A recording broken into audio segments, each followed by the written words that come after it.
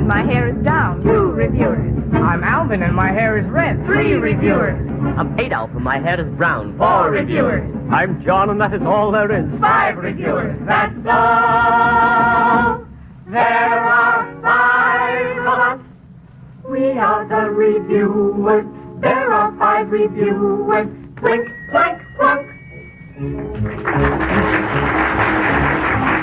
Yes, here are the reviewers, 5 clever young people who write and perform their own material. Original lyrics, original music.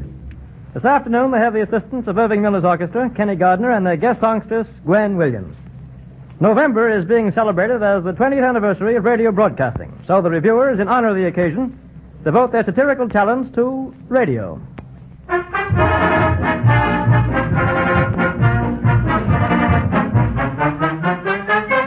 If you listen to the radio, you will get a lot of education. You'll get entertainment too.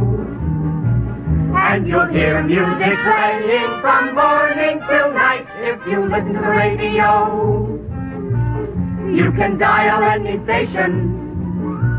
You can listen to the latest news. And then switch to a program where someone is singing the blues. Or you may choose a symphony, or a football game, or a spelling bee, or a cereal, or an opera, or a quiz. If you listen to the radio, if you listen to the radio, if you listen to the radio, if you listen.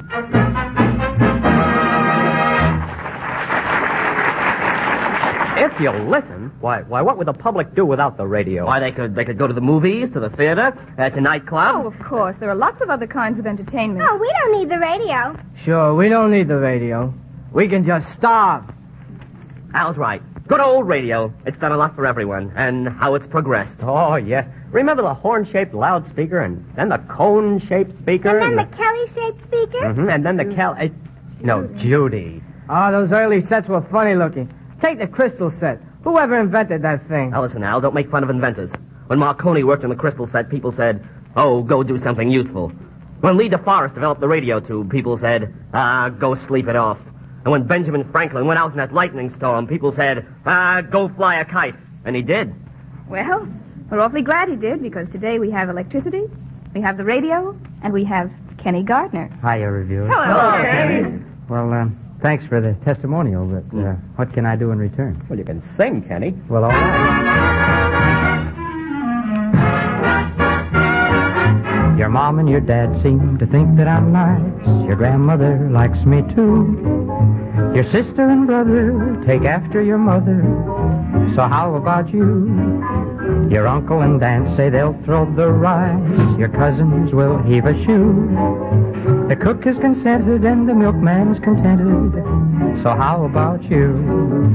The minister asked me confidentially when could he meet the bride. The florist who works across the alleys put lilies of the valley aside. My dad has a bottle of wine on ice. My mom is decked out in blue. The butcher and the baker say, why don't you take her? So how about you?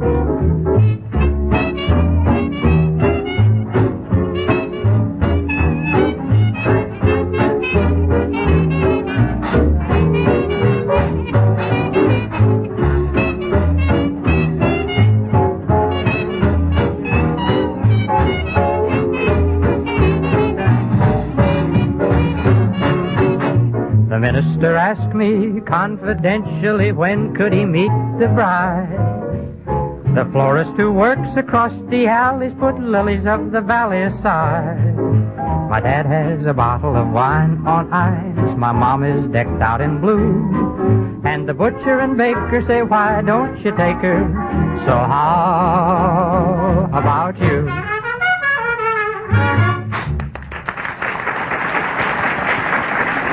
Thank you, Kenny. What's happened to Betty? You all right, Betty? Why, of course. I'm just auditioning for a part on a big radio program. Oh, what program is it, Betty? Well, it's a very important one, and it's an important part. It's for information, please. Their rooster has laryngitis. Oh, Information, please. Say, that's the best quiz program on the air. Quiz? What's that? Well, it goes something like this, Judy. Someone asks a question like, well, what lady was Lord Nelson in love with? Oh, you can't catch me. I know. That was no lady. That was my wife. Now give me my silver dollar and let me get out of here. Judy. Well, you can tune in on any station at any time, and this is what you'll hear. Name 5 articles of clothing worn by Alaskans to a dance. How many toes has a penguin got? And give the first names of Napoleon Bonaparte's maiden aunts. Who was the president of Harvard when Harpo Marx was 3? It's a lovely game, but just the same, you can play, not me. Oh, I don't want to play either, John. Except when the quiz is about the opera. I don't understand opera. Oh, Al. Well, you just listen into the opera broadcasts every Saturday, and opera becomes very simple. But the stories are so complicated. Not if you listen to the commentator. First you hear the buzz of the audience, and then you hear Milton Croft giving a short synopsis of the story. Fernando is married to Estrella, who doesn't like her Uncle Max. So Gilda runs away with several princes, and Fifi stabs her brother with an axe.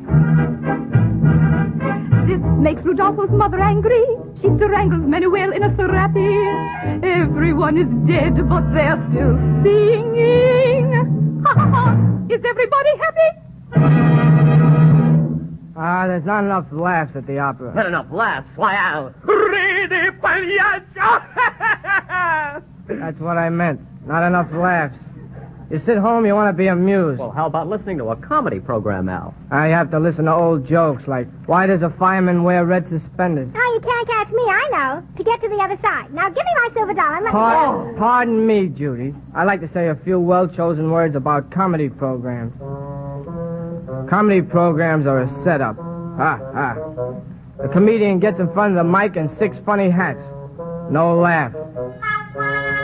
He falls flat on his face. No laugh. He reads 8 jokes from the script. There's a gale of laughter. No wonder. The ushers are running up and down the aisles, tickling the audience. You hear a round of applause. No wonder. They let a swarm of mosquitoes into the studio. You don't hear the rest of the program. No wonder. You're asleep. Why, that's not true, Al. What about Jack Benny and Bob Hope? Oh, they're just the exceptions to the rule. Oh, well, what's the rule, Al? Oh, I know that one. It's just us chickens, Bush. Now give me my silver dollar. Judy, here's a wooden nickel. You can exchange it for its weight in termites. Oh, thanks. Did you whittle it yourself? Oh, Judy. You know, I find most comedy programs dull, too. Not all of them, Betty. There's one I've been just dying to hear. What program's that? Well, it's on Sunday afternoons. It's the Revuers. Oh, Judy! My mother says it's wonderful, but I've never heard the program myself. I like the Revuers the best by far. No gut. Why aren't those kiddies more popular? Sponsor. On Sundays, I'd like to tune in on their show, but I can't seem to get near a radio. There's John and Adolph and Betty and Alvin. Once more, please. There's John and Adolph and Betty and Alvin. Just again, once more. There's John and Adolph and Betty and Alvin. You. Oh, and you. Well, everyone to his own taste. I like programs that keep me guessing. Oh, let me guess, too. Oh, I know. Quiet, Judy. I mean programs that keep you guessing from day to day. What programs, Adolph? Oh, afternoon serials, for instance, like the Shui Family, and Joy Borden, Girl Street Cleaner, and John's Other Harem. I bet you even listen to Stupid Man.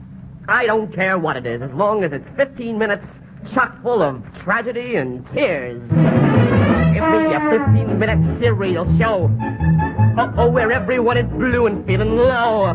Say the family, in bankruptcy. If Mama wasn't scrubbing floors, I really don't know where they'd be. Papa robbed a bank and went to jail. The day that they let Junior out on bail. Gee, what fun, say, ain't it gay? Cry until you melt away. 15-minute serials for me. Oh, lacrimosa, 15-minute serials for me.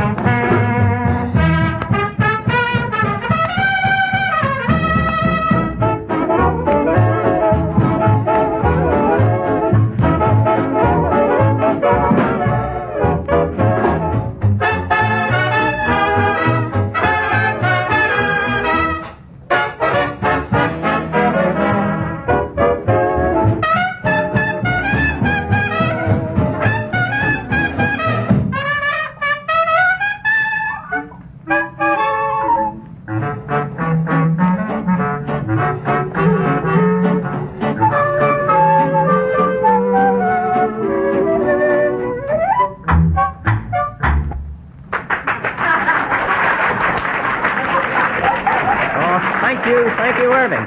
Gee, that was Irving Miller and the Boys. Ah, that was swell, Irving. Delicious. Crunchy. A double serving, Maestro Irving. What do you think Irving is, Adolf? A breakfast food? Oh, it's just that I think in terms of those 15-minute serial shows. Remember? Give me your 15-minute serial. We remember. You know, the thing I like about serials today is there's so little commercial plugging. Oh, but in the old days of radio, there was much more commercial plugging. You see, sponsors didn't have enough money to buy a program individually. Well, what'd they do, John? Well, several of them would get together and buy one show, and then each of them was very careful to see that his product was mentioned. My favorite program in those days was a family serial called Min and Finn. I listened to them for years, and I still don't know what happened. Well, yesterday when we left Min and Finn, Min's father, who had been worrying about the patent rights to his invention, which had been stolen by Oliver Grizzly, warned Min that unless Finn's cousin Abigail stopped hanging around Dorchester Towers to see the butler, he would cut off Min's allowance, and Sam would never see Uncle Roscoe again. Let's look into them now. Finn is speaking. Oh, Min, darling, now that we're alone, there's something I've been meaning to tell you. Serve good beef salad dressing on everything you use, on meats and fish and vegetables, and also on your shoes. Finn is speaking. Oh, Min, darling, now that we're alone at last, there's... Use Tippy Tinny's toothpaste as fine as toothpaste comes. It makes your teeth more prominent, it eats right through the gums. Finn is speaking. Oh, Min, darling, now that we're alone... Eat crispy, crunchy cereal, the breakfast food supreme. It cackles when it's placed in milk and laughs out loud in cream. Finn is speaking. Oh, Min, darling, now that we... Wash daily with our angel soap for complexion bloom. Not only does it float and sink, it flies about the room. Finn is speaking. Oh, darling, now... Use Joseph's suntan lotion. It really is the best. With every coat of tan, you get 2 trousers and a vest. Well, what is Morris going to do? Tune in tomorrow on Min and Finn. And now our beautiful guest singer, Wait a Gwen minute, Williams. John. Wait a minute, Johnny. Look, I got an idea. I think that this would be a good time to kind of tell the people that, although they know, of course, that you folks write all your own music and material, that is the stuff that you use on this show, that you've up and written this next tune that Gwen Williams is going to do. Should we tell them, huh? Yeah. All right. All right. We know, of course, as I said, that you write your own stuff, but this is your first venture into music of the popular field, and that the title of this thing is A Thing Apart, and Gwen's going to sing it. Shouldn't I tell them that? Oh, all right.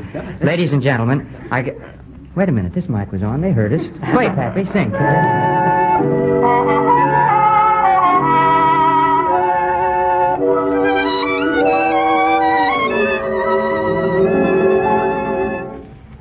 Everybody tells me love is nothing new. I don't listen to them anymore.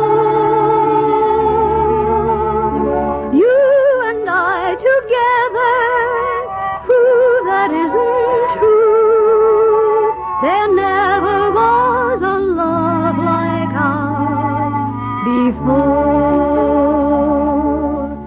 It may be true, dear, when all is done. There's nothing new, dear, here under the sun. But when I feel your arms around me and hear my beating heart, I know this love that's found me is a thing apart from all the passions that others feel, those changing fashions of love that can't be called real. For when I feel your arms around me, within my glowing heart, a love that's meant to be for only you and me, a love that is a thing apart.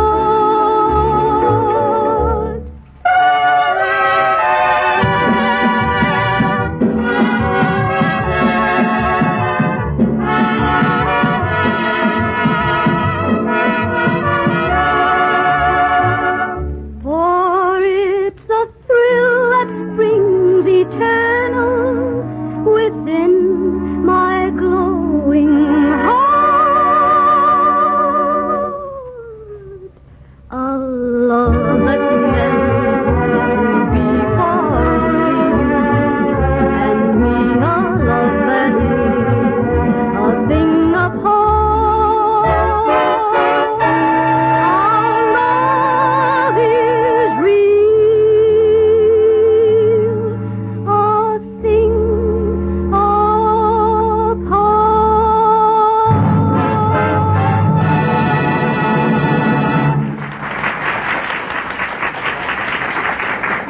thank you, Gwen. You know, I think I know a man who would sponsor our program. What asylum is he in? Oh, no, Al. He's really interested in buying some talent. Well, send him over. Oh, I'm awfully sorry, but he's very busy right now. You see, a salesman from a one-horse broadcasting company is trying to sell him everything he's got.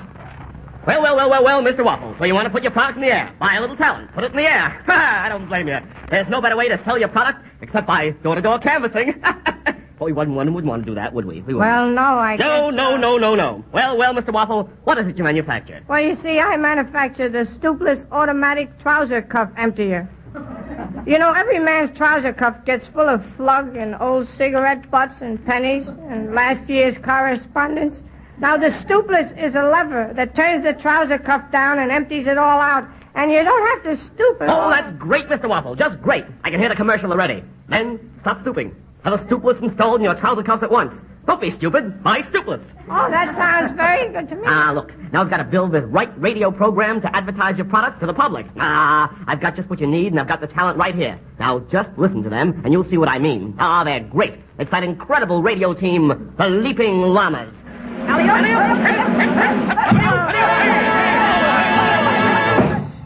Acrobats?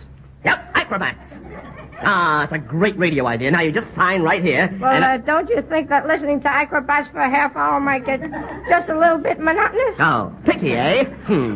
Hard man to please. Well, that's all right. I've got just the program for you. Yep. I know. How about a short mystery thriller every week? We can have guests in the audience solve the mystery. We can have guest killers, too. Well, that might be it. Let's hear a sample. Okay, boys. Set up the mystery show. So you think you know murder.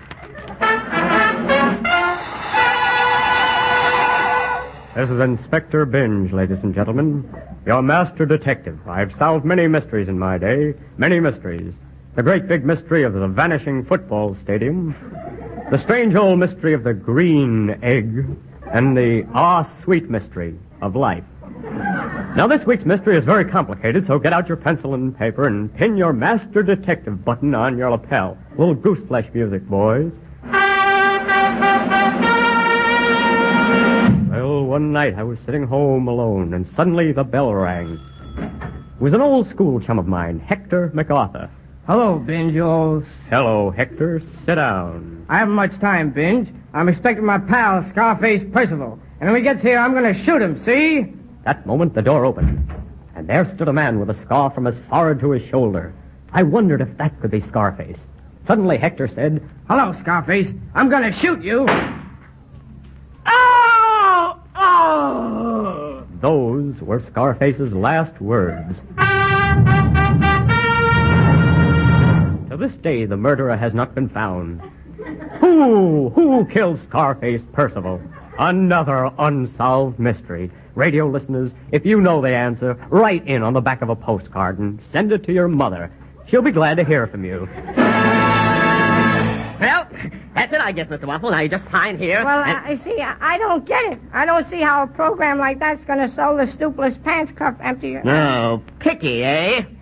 Well, we've got lots of program ideas in this company, Mr. Waffle. How about something musical? Well, personally, I like classical music. Like classical music, huh? Well, it'll have to be a new twist. Look, a symphony concert broadcast. But those commentators are pretty dull, I know. So we'll give you Graham McCarthy, the sports announcer, to announce the whole concert series. Okay, set up the concert, boys. Graham McCarthy.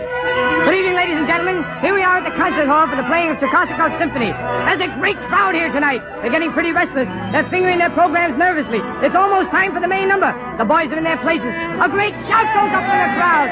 There's the conductor. He's wearing black trousers. He's raising his right hand now. Hushes over the audience. And there it is, the beat for the opening. Oh, those violinists are snoring away at their instruments. Left and right, left and right. It's a great concert, folks. And look at that drummer. He's winding up to let loose a beautiful haymaker. There it goes. They're coming into the last 8 measures. Strings and horns are neck and neck. They're coming around the coda. And Tchaikovsky's symphony is over. The conductor won by a downbeat. Let's see if we can get him over to the mic to say hello. Hello, Mama. Hello, Papa. Oh, I was just lucky tonight. Tchaikovsky was a great composer, but I guess I finished him. Don't wait up for me. Well, there it is. Now, you just sign here, and I'm sure you'll have no trouble at all. I don't know. That concert idea has nothing to do with pants cuff emptying. Look here. You've got to make a choice, you know, Mr. Waffle. I've shown you the cream of the crop. Now, how do you want to sell your product? I've made my choice. Just hand me my bag. I'm going out and do some real door-to-door canvassing. How do you find out if a radio program is popular or not? Well, Judy, they have what's known as a Crosley rating. Oh, I know that one. Bing Crosby. Here's your silver dollar, we give up. Now, go on about the Crosley rating, Adolf. Well, they call up people and find out what program they're listening to. Oh, well, let's call up some people now and make our own Crosley rating. All right, and I know that one person listening represents 1,000 listeners. Oh, good. Let's call the first one. Well, let's see. Let's take a number at random. Leapfrog 69999. Hello? Hello, I'm calling from the National Broadcasting Company, and I... The pot of gold! I've been waiting years for this, Joe! Joe, come here, we're ready! Madam, tell Joe to stay there. This is not the Pot of Gold program. It's the Revuers. Refuse the money! Why, don't be crazy! Send it right over! I'm waiting here! Let me talk to her. You don't know how to handle it. Hello? The pot of gold! The pot of gold! The pot of gold! Oh, hey, kid, it's the pot of gold calling us up. The pot of gold, we're rich. Judy, you handle that all right. Hang up. Well, let's try one more. I'll call someone. Quicksand 3, 8822. Hello? Yes? I'm calling to find out if you're listening to the Revuers program. Who? The Revuers, you know. I'm Judy and my hair is up. I'm Betty and my hair is down. So what? I'm Mrs. McGinnis and I wear a wig. Hello? And you don't hear me calling up strangers about it. Gee. Well, let's see. There's just one more number. Tripod 8 4000. Hello? This is NBC. Are you listening to the Revuers program? Oh, yeah. Yeah, I always listen to them. Oh, they're a blessing. Thanks. I've been suffering from insomnia for years, and the only way I can fall asleep is to listen to the Revuers. Oh, they're wonderful. Well, at least he was a listener. And as John said, every listener represents 130 million people. Yeah. Well, let's not be discouraged. Radio isn't everything. And besides, it won't last. Yeah, who'll buy them? Our future lies in a new field. Lantern slides. Judy. Down with radio! Judy, you mustn't say that about radio. Don't you remember what Mother used to say? Oh, Mother.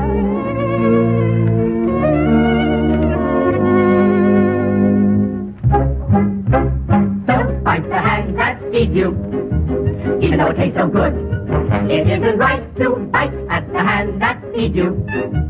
Even in the cannibal aisles, it's not polite to bite the hand that feeds you. Kill the goose with the golden egg. Kick the horse that pulls you. You must learn that one good turn deserves another. Listen to Mother. Don't bite the hand that feeds you.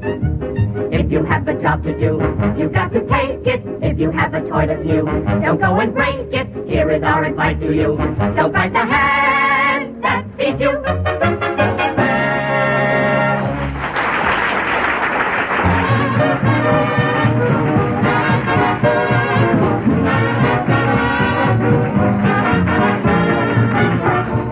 You've been listening to the Revuers. Betty Comden, Judith Tuvim, Adolph Green, John Frank, and Alvin Hammer. Clever young people who write and perform their own material.